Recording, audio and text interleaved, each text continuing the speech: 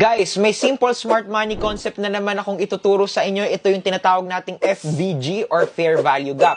So, yung Fair Value Gap, nangyayari siya kapag sobrang bilis ng volatility ng market at naiwan yung mga ibang orders or hindi siya na-fulfill.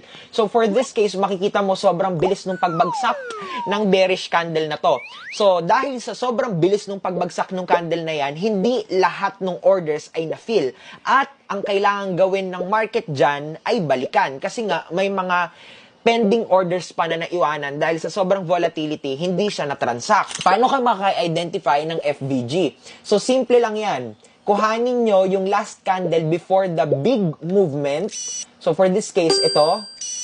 And then, kuhanin mo yung susunod na candle after the big movement. Okay. So, nakita nyo, nagkaroon ng gap dito from bullish candle na to hanggang dito sa another